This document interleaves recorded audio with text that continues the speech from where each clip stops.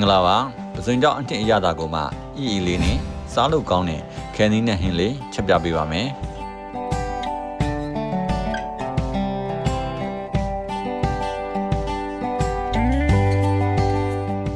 ခဲနင်းကိုအနေတော့အတုံးလေးတွေတုံးထားပါမယ်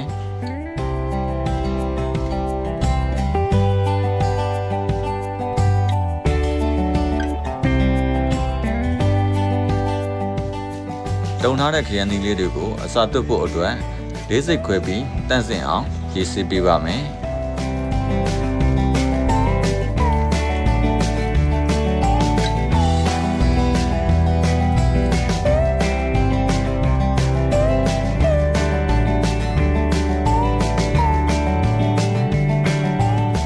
ပစင်ကြောင့်ကြက်သွန်နီကြက်သွန်ပြူနဲ့ငရုတ်သီးတို့ကိုညံ့ညံ့လေးထောင်းထားပေးပါမယ်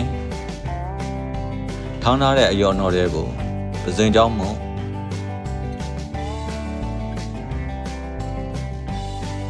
စာရတာမို့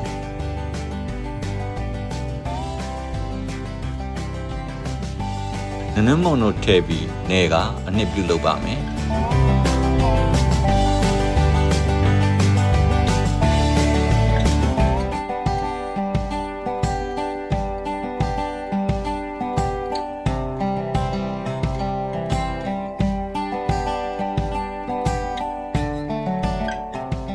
နှစ်ရပြီဆိုရင်တော့ခွဲထားတဲ့ခဲသီးလေးတွေတဲကိုအစာသွတ်ပေးပါမယ်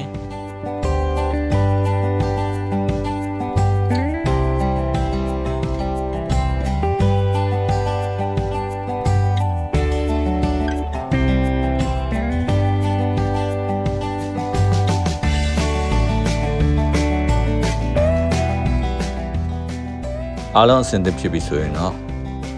ရေနှင်းငယ်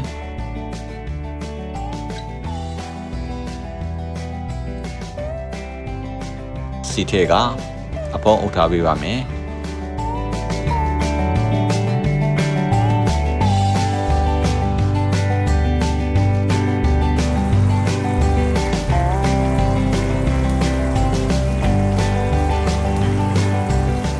ခဲနည်းလေးတွေကိုအပေါ်အောက်လန်ပြီးအဖုံးကိုပြန်အုပ်ထားပေးပါမယ်